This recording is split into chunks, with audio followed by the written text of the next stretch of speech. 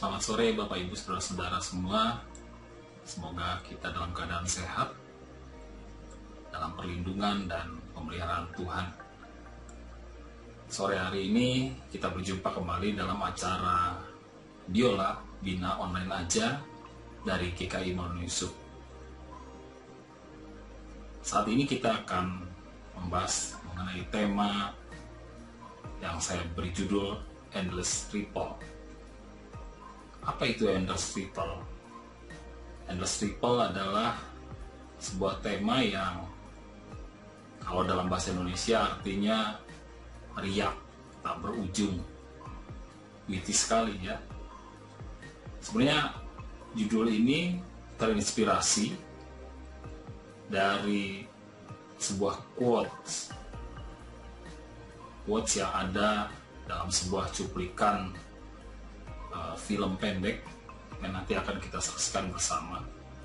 Sebelum kita saksikan, kita akan bahas sedikit tentang Endless Ripple ini.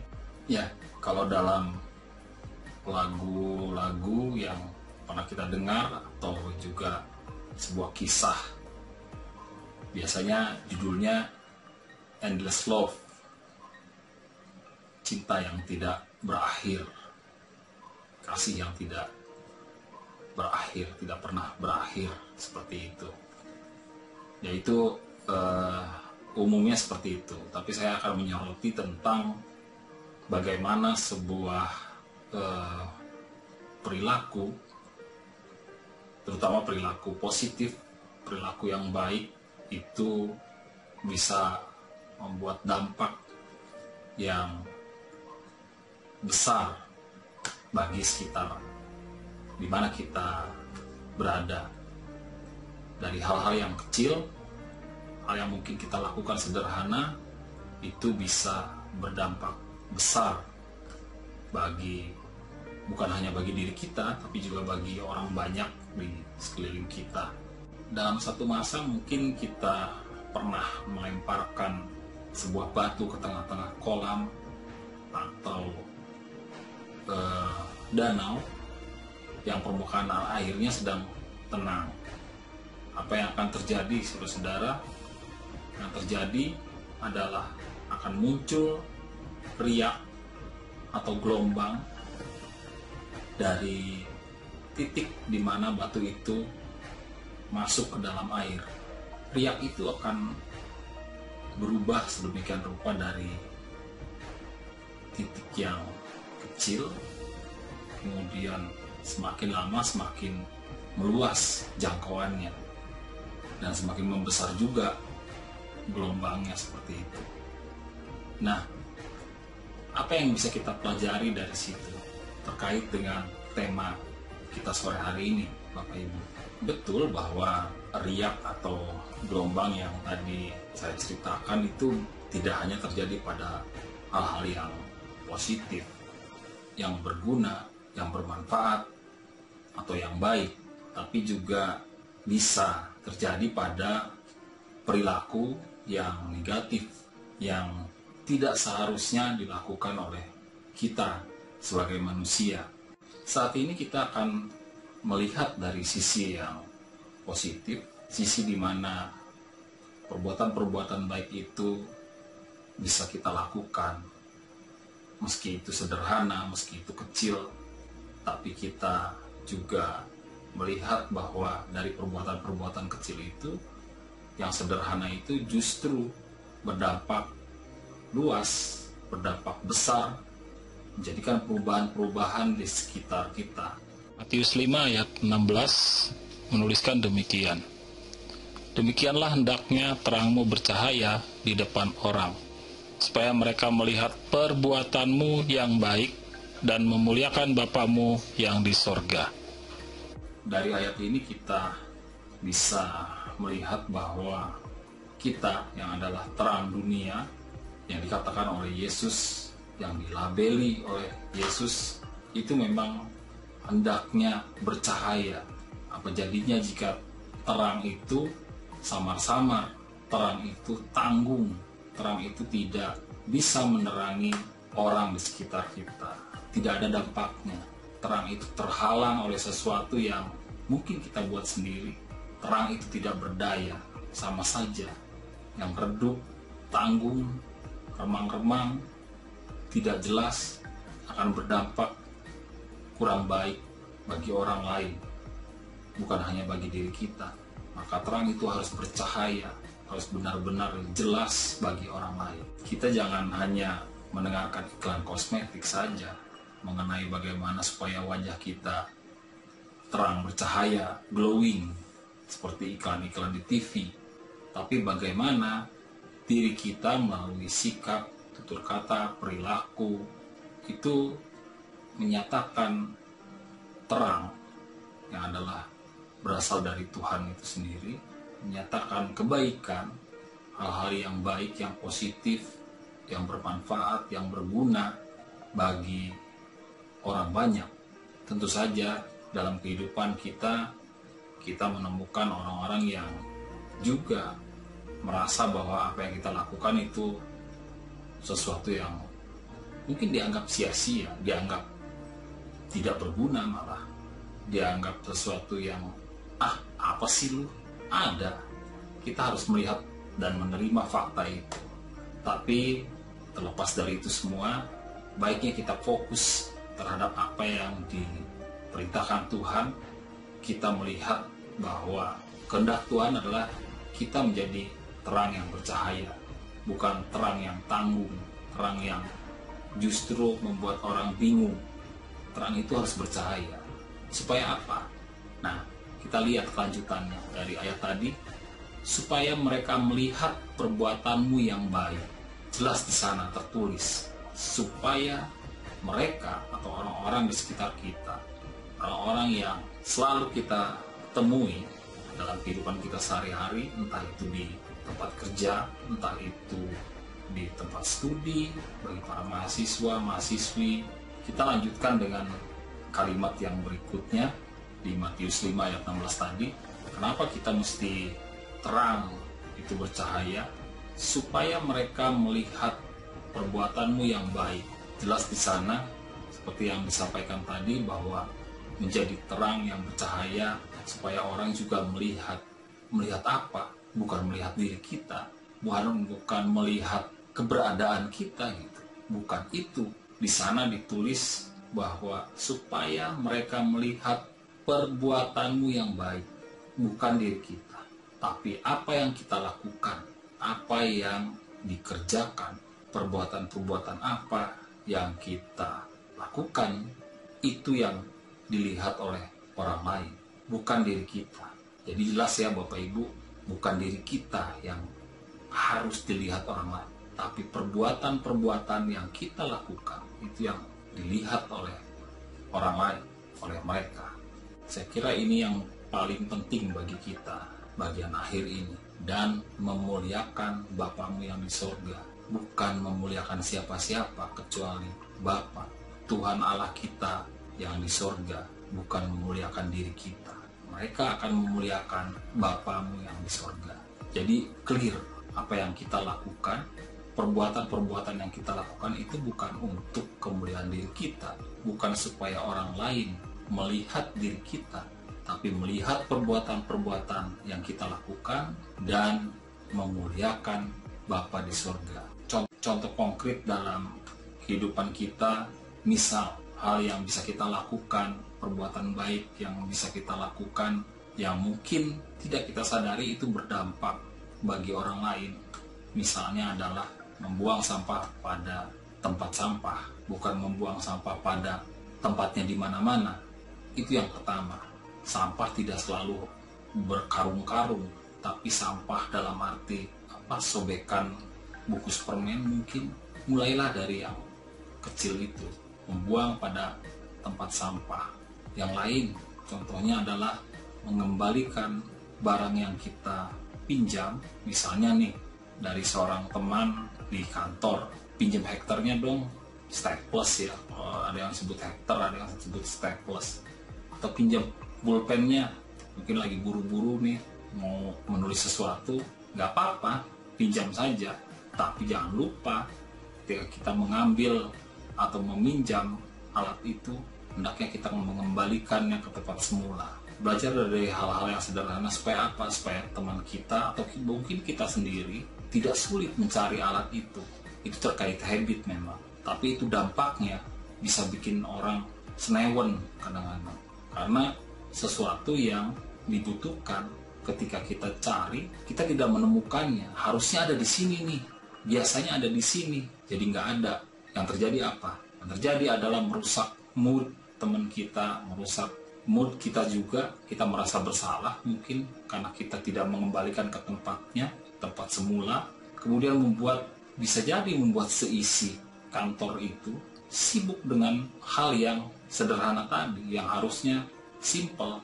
Mungkin bagian kita hanya seperti kalau di film-film itu seperti cameo itu kayak peran selintas, peran yang seolah-olah itu hanya lewat seperti itu. Ada di film itu, dia hadir, tapi hanya sebentar, hanya sekilas. Tapi kalau tidak ada cameo itu, film itu jadi ganjil juga. Nah, mungkin peran kita di dalam pelayanan seperti itu juga. Seperti cameo itu, tidak terlihat kecil. Mungkin orang melihatnya, hanya begitu saja. Tapi jangan salah, kalau tidak ada kehadiran orang itu atau kehadiran kita di situ, dampaknya bisa besar juga, dampak negatifnya. Nah, apa yang terjadi ketika misalnya tidak ada penerima tamu atau tidak ada asar dalam sebuah acara pesta, atau di gereja misalnya penyambut tamu atau asar ini tidak ada gitu. Padahal asar itu juga punya tugas, misalnya memberikan salam, memberikan sapaan terhadap para tamu, bahkan tersenyum. Nah, hal itu kedengarannya sederhana, tapi kalau itu tidak dilakukan, ada asarnya misalnya, tapi dia tidak tersenyum, tidak memberikan sapa, saat menyalami gitu para tamu itu, apa yang terjadi saudara? Yang terjadi adalah, ini kok gini amat ya, asarnya cemberut wae gitu kan nggak bagus juga akhirnya, dampaknya seperti itu. Nah, tidak hanya itu, ada lagi peran-peran yang mungkin tidak terlihat oleh mata kita. Ini bukan invisible ya, tapi maksudnya tidak terlihat di sini, ya di belakang layar lah gitu. Nah, yang kayak begini-begini kadang-kadang sering mungkin ya kurang diapresiasi oleh kita. Seperti tadi, perbuatan-perbuatannya itu yang kita lihat, bahwa kalau tidak ada orang-orang itu yang di belakang layar itu, ini dalam hal yang positif ya, bukan belakang layar dari dalam rusuh dan sebagainya seperti itu, tapi di belakang layar ini yang mengatur segala sesuatunya, yang mempersiapkan segala sesuatunya yang kita tidak tahu, tidak terlihat mungkin oleh kita, oleh umat.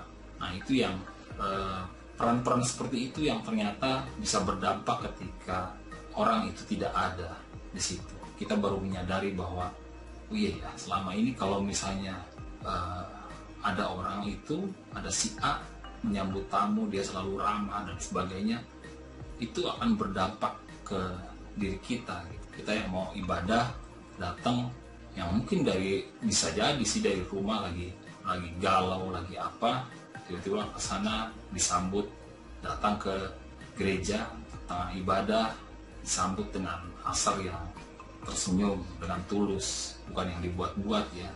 Itu akan berdampak. Tentu saja hanya orang itu yang merasakan dampaknya ya. Kita juga harus realistis, menerima kenyataan bahwa faktanya tidak selalu apa yang kita lakukan, perbuatan-perbuatan baik yang kita lakukan itu dilihat atau dinilai sebagai sesuatu yang baik oleh orang lain. Itu kenyataan. Dari kita harus bisa menerima, belajar menerima keadaan itu. Tidak selalu apa yang kita lakukan itu direspon dengan baik oleh orang lain. Padahal orang itu juga bisa jadi mendapatkan hal yang baik dari apa yang kita lakukan. Hanya saja memang kenyataannya kita harus menerima bahwa tidak semua orang mau merespon dengan baik memberikan apresiasi yang baik atas apa yang kita perbuat, tapi bahwa akan banyak orang yang mengalami dampak positif itu iya dari apa yang kita lakukan, perbuatan-perbuatan yang baik yang kita lakukan. Nah, Bapak Ibu Saudara-saudara, sebagai penutup dari acara Biola pada sore hari ini, kita akan saksikan bersama sebuah video yang terkait dengan tema Endless Ripple. Selamat menyaksikan dan Tuhan memberkati. May I have this? No.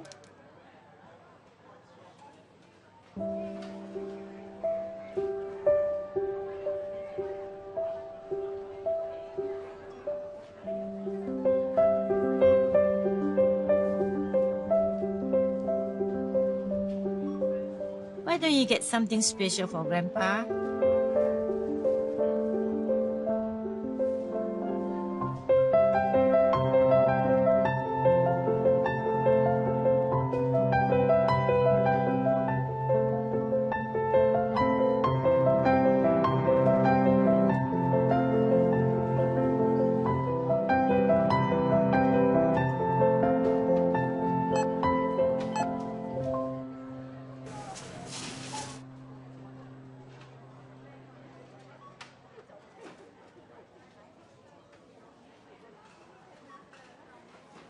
I'm sorry.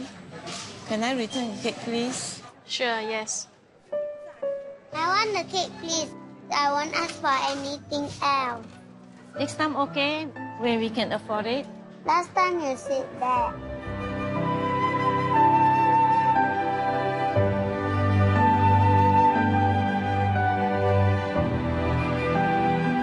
You don't want this? I'll take it back.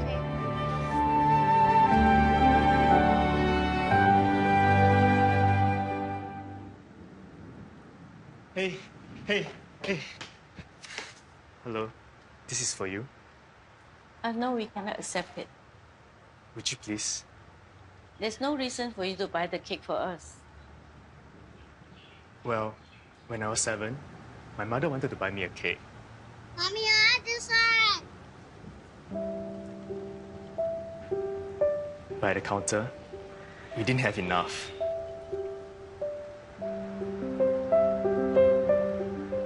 Can we get something else? It's my birthday today. Can I choose my own cake, please? I'm sorry.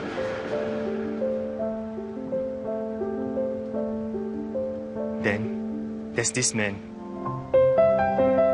I've never met him before.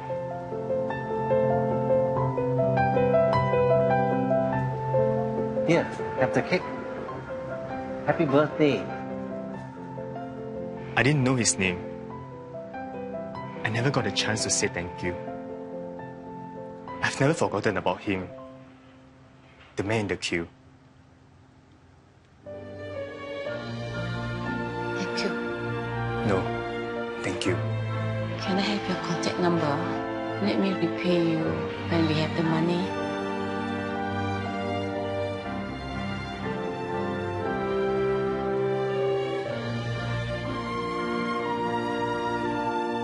Promise me something, okay? Someday, when you're able to help somebody, you will do it? May I know your name, mister? Well, I'm the man in the queue.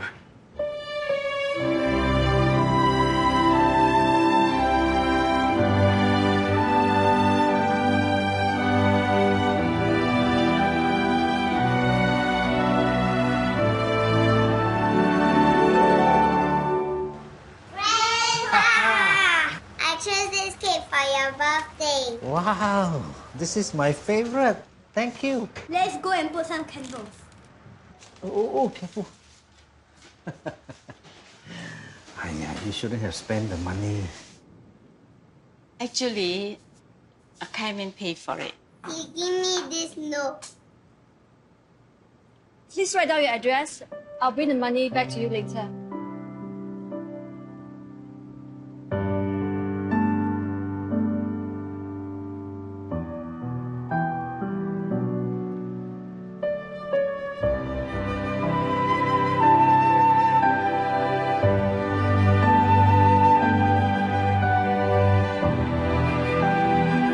simple act of caring creates an endless ripple.